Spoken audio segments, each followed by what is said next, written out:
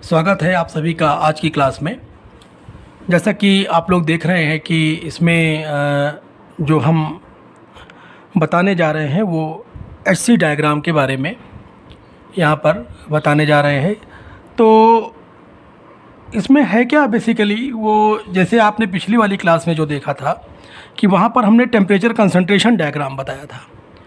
तो temperature concentration diagram में ठीक उसी तरीके से जो प्लॉट किया था, प्लॉट हमको यहाँ पर भी उसी तरीके से करना है।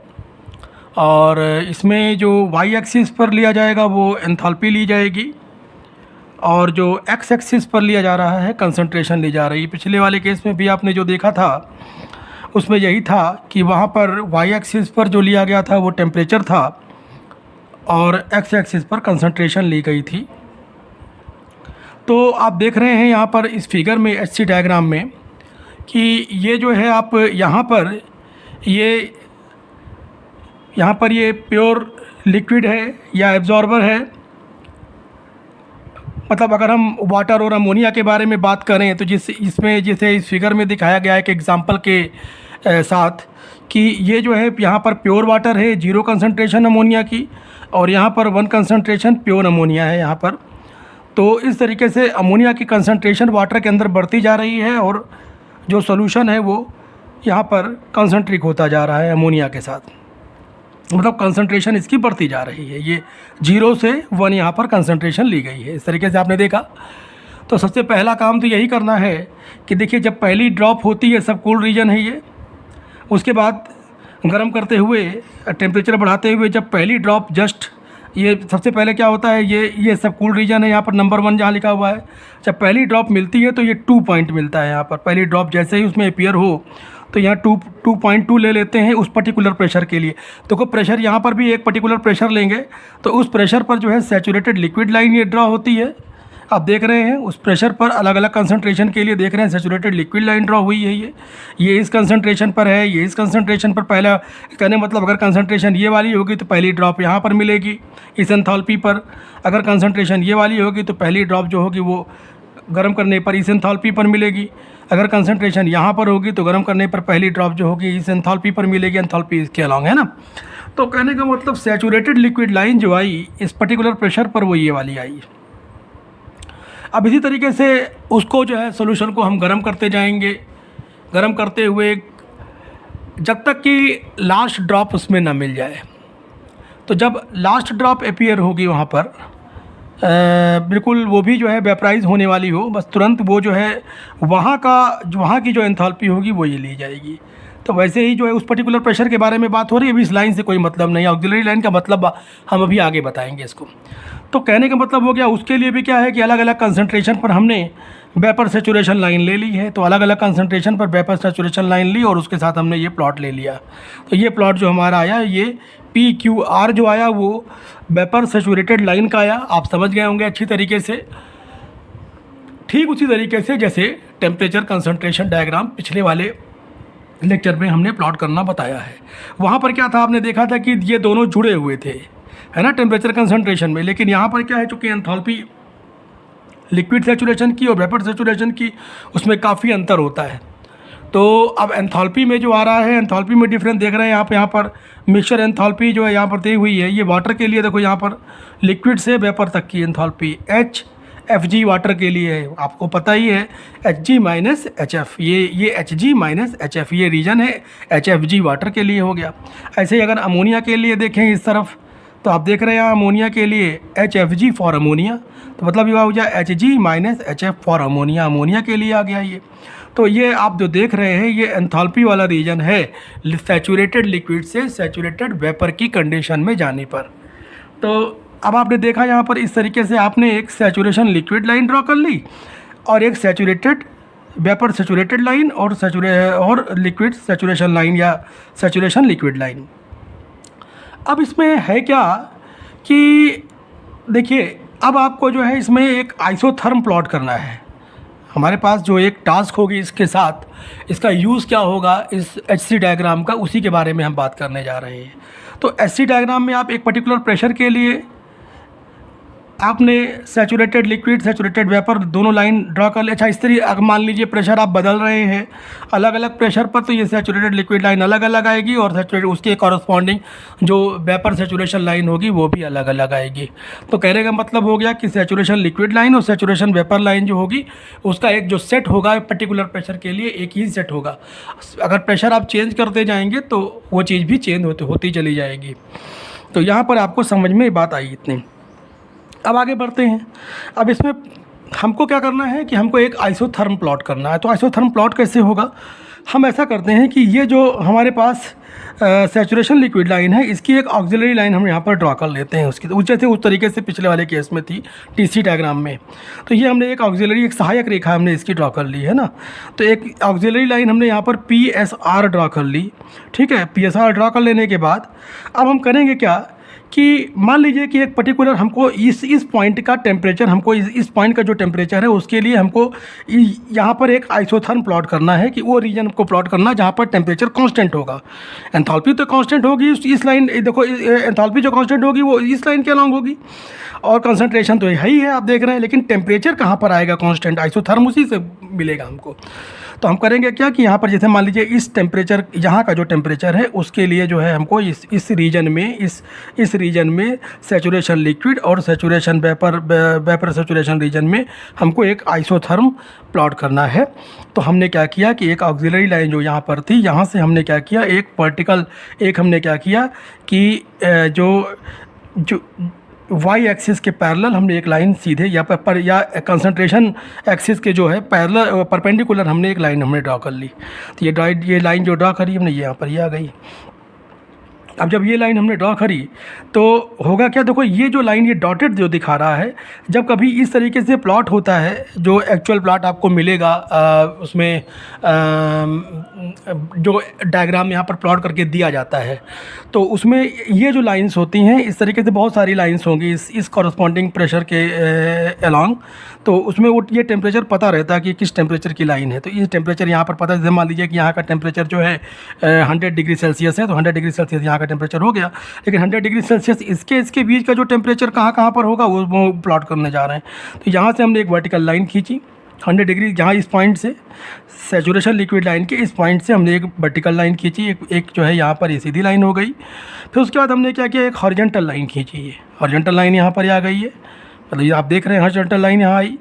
अब हॉरिजॉन्टल लाइन जब हम खींचेंगे तो जहाँ पर ये वेपर सैचुरेशन लाइन को कट करेगी, यहाँ से हमने खींचा एक हॉरिजॉन्टल लाइन, तो ये जाहिर सी बात है कि वेपर सैचुरेशन लाइन को कट कर रही है।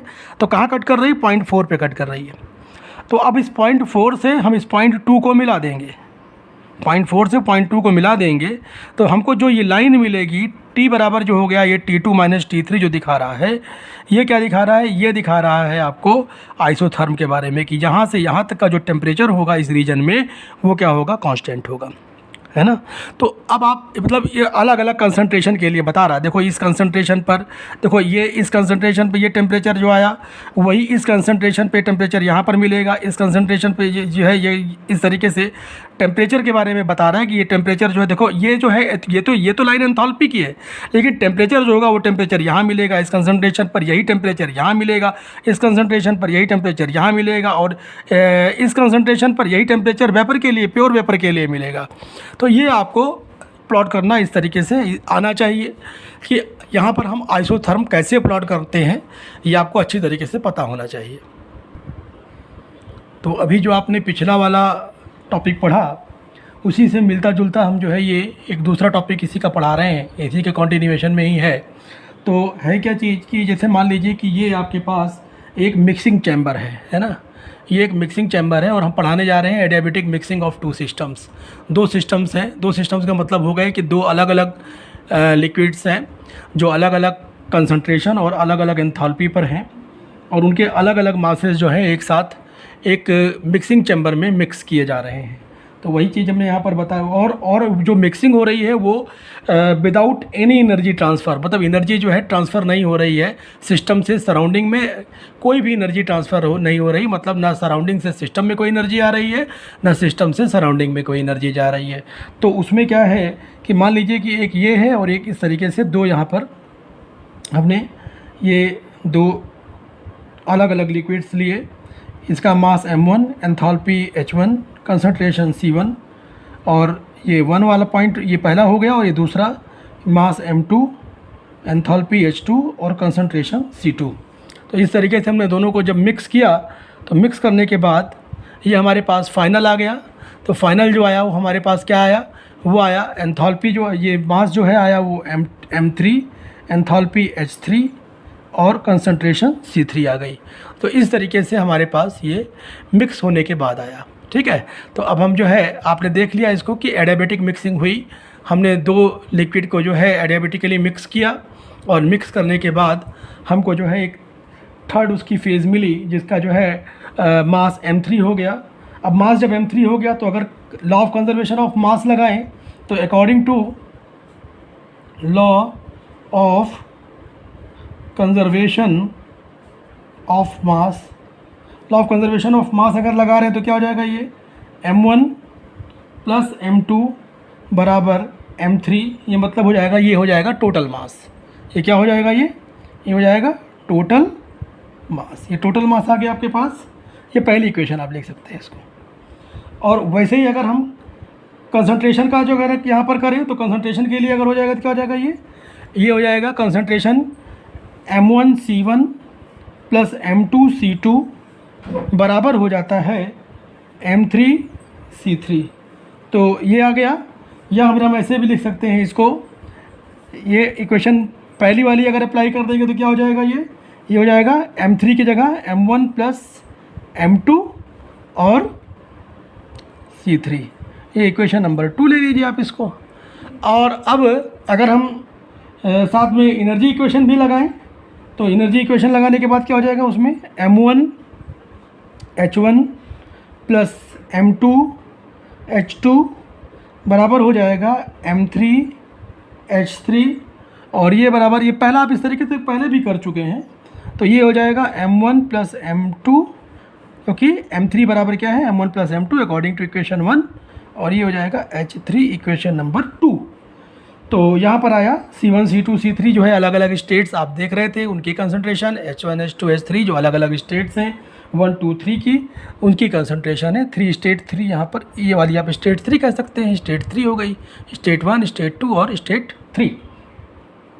तो अब यहाँ पर जब इस तरीके से ये बात आई, तो इन सारी इक्वेशन को फ्रॉम इक्वेशन 1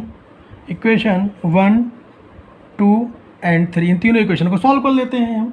अगर सॉल्व करेंगे तो हमको कैसे सॉल्व करना होगा, यहाँ पर ये हो जाएगा, जैसे मान लीजिए ये आपके पास आया है m1C1 प्लस m2C2 बराबर हो जाएगा, यहाँ से करेंगे क्या हो जाएगा, ये m1C3 प्लस m2C3, ये चीज़ आ जाएगी यहाँ पर। तो यहाँ से आएगा सॉल्व करने पर m1, और इधर हो जाएगा C1 माइनस C3 बराबर हो जाएगा ये m2, और ये हो जाएगा C3 माइनस C2, है ना। ये चीज़ यहाँ पर आई। अच्छा, उसके साथ अब देखो क्या हो जाएगा, ये m1 अपान m2, ये बराबर हो जाएगा C2 माइनस C3, C2 ये पहले कर लिया हमने, और इसको इस वाले में C3 पहले हो जाएगा, C3 माइनस C1। तो ऐसे ही जो है यहाँ पर अगर हम एंथैल्पी के लिए सॉल्व करेंगे, तो सिमिलरली ये क्या हो जाएगा, ये हो जाएगा H2 माइनस H3, जो कि इक्वेशन सब सेम है, आप देख रहे हैं दोनों इक्वेशन सेम है उसी तरीके से। तो ऐसे ही सॉल्व हम उसके लिए करेंगे, तो ये क्या हो जाएगा H3 माइनस H1। तो हमारे पास ये चीज़ आ गई। आप देख रहे हैं ये क्या है, ये जो है ये इट इज़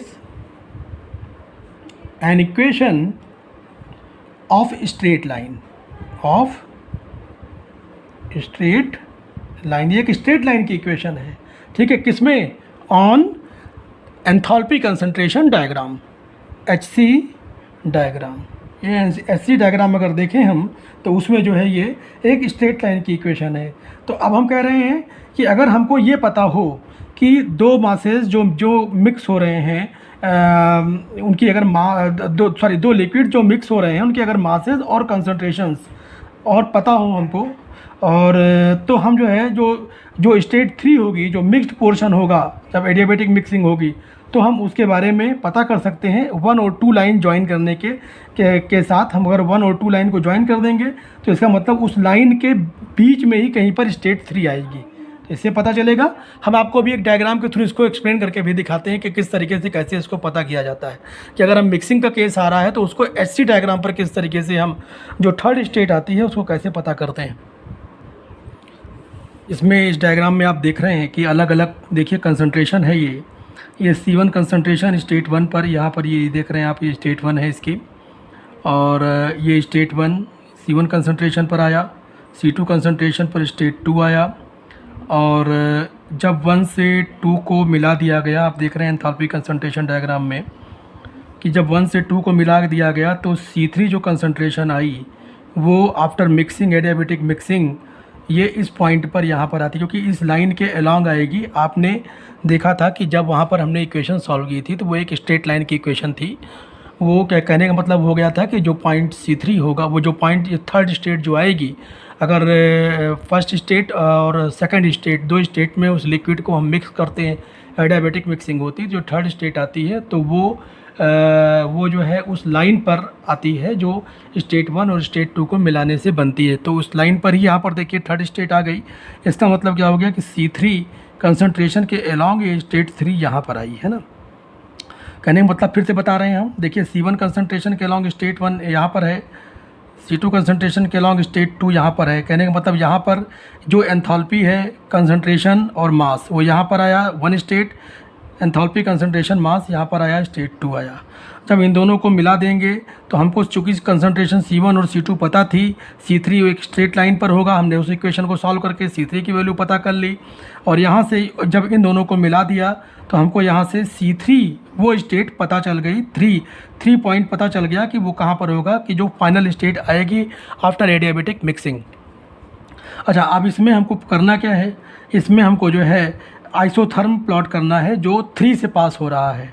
तो एक 3 से पास होने वाला आइसोथर्म प्लॉट करने के लिए हम करते क्या हैं कि देख लीजिए यहाँ सैचुरेशन लिक्विड लाइन और उस पर्टिकुलर प्रेशर के लिए और वेपर सैचुरेशन लाइन हमने ड्रॉ कर ली, और फिर उसकी ऑक्सिलरी लाइन ड्रॉ कर ली। प्रोसीजर सेम वही है जो अभी हमने पीछे एक्सप्लेन किया। फिर उसके बाद क्या होता है कि हम यहाँ पर एक R पॉइंट, कोई भी पॉइंट सेलेक्ट कर लेते हैं। जैसे मान लीजिए पॉइंट R हमने इस जो सैचुरेशन लिक्विड लाइन है उसके ऊपर एक कोई पॉइंट R सेलेक्ट कर लिया। सेलेक्ट करने के बाद हम इसको जो है वर्टिकली ऊपर की तरफ ले जाते हैं, और ये जो है ये S पर जो यहाँ पर कट करता है ऑक्सिलरी लाइन को, और फिर उसके बाद हम हॉरिजॉन्टल लाइन यहाँ से ड्रॉ कर देते हैं जो इस वेपर सैचुरेशन लाइन को T पर कट करता है। अब हम T से R को मिला देते हैं, डॉटेड लाइन से देखिए T से R को मिला दिया गया। अब हम देखते ये हैं कि जो ये लाइन है जो T से R को मिला रहे हैं, ये लाइन क्या 3 से पास हो रही, स्टेट 3 से पास हो रही कि नहीं हो रही, क्योंकि ये तो एक आइसोथर्म आया है अपनी जगह पर, लेकिन ये स्टेट 3 का आइसोथर्म नहीं है, क्योंकि अगर 3 से पास होती तो वो स्टेट 3 का आइसोथर्म होता है। ये हिट एंड ट्रायल मेथड है ये। इस तरीके से आपको अलग अलग पॉइंट लेने पड़ेंगे। फिर हमने क्या किया, अगली बार हमने A पॉइंट ले लिया, कोई पॉइंट यहाँ इसी लाइन पर A ले लिया, उससे हमने क्या किया, एक वर्टिकल लाइन ड्रॉ करी, ये देखिए यहाँ पर B पॉइंट पे कट कर रही है, हॉरिजॉन्टल लाइन ड्रॉ करी, C पे कट कर रही, C से हमने A को मिला दिया।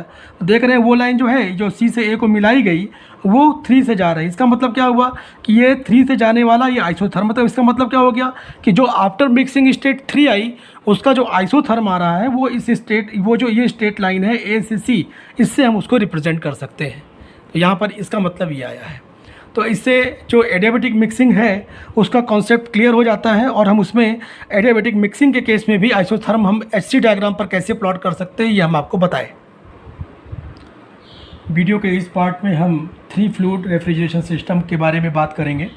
तो ये जो है ये एक अगला टॉपिक हम यहाँ पे पढ़ा रहे हैं आपको, ये है 3 फ्लूइड रेफ्रिजरेशन सिस्टम।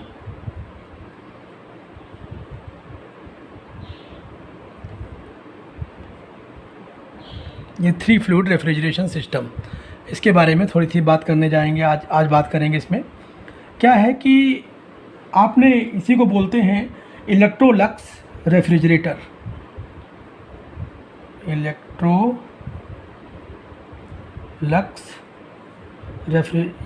इलेक्ट्रोलक्स में आएगा अमोनिया हाइड्रोजन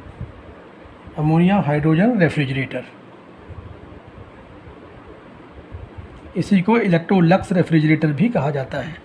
ठीक है, तो आज हम इसके बारे में थोड़ा सा बताएंगे अभी आपको इस वाले लेक्चर में। ये इन्वेंटेड, सबसे पहले जो इसकी इन्वेंट्री हुई थी, इन्वेंटेड बाय, ये साइंटिस्ट थे कार्ल मुंटर्स एंड बेल्जर बॉन प्लेटिन।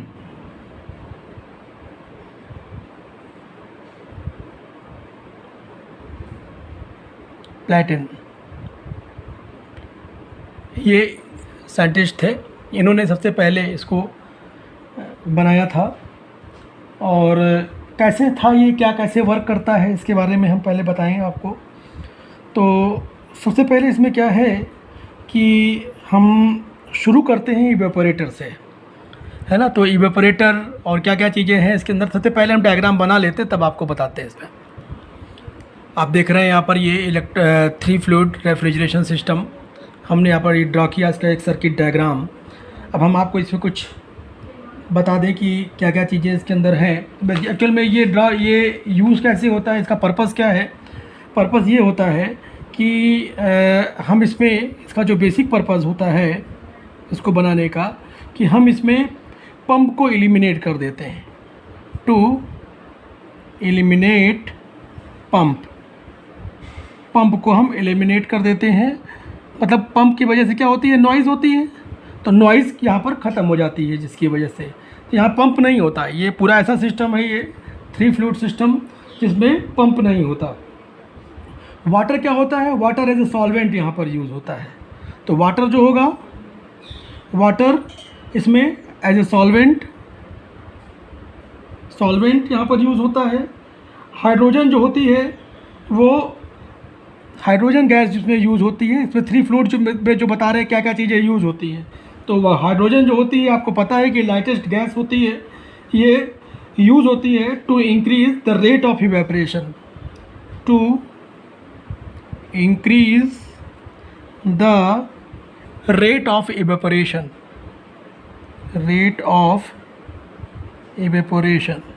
ये इवेपोरेशन के रेट को इंक्रीज़ करने के लिए। और यहाँ पर अमोनिया जो होता है ये एज ए रेफ्रिजरेंट यूज़ होता है। ये अमोनिया जो होती है वो एज ए रेफ्रिजरेंट यूज़ होती है। तो कहने मतलब ये 3 फ्लूइड यहाँ पर इस तरीके से हो गए। तो 3 फ्लूइड सिस्टम इसीलिए कहलाया। अब हम यहाँ पर बताने जा रहे हैं कि क्या क्या चीज़ें कहाँ कहाँ पर होती हैं। सबसे पहले देखिए, ये है इवेपोरेटर, यहाँ पर ये है, ये इवेपोरेटर है, ये इवेपोरेटर है, ठीक है, ये इवेपोरेटर। अब इवेपोरेटर में यहाँ पर ये क्या है, ये कंडेंसर। कंडेंसर में अमोनिया यहाँ से आती है, तो अमोनिया लिक्विड के फॉर्म में यहाँ से आई, और आने के बाद यहाँ पर ये इवेपोरेटर में आ गई।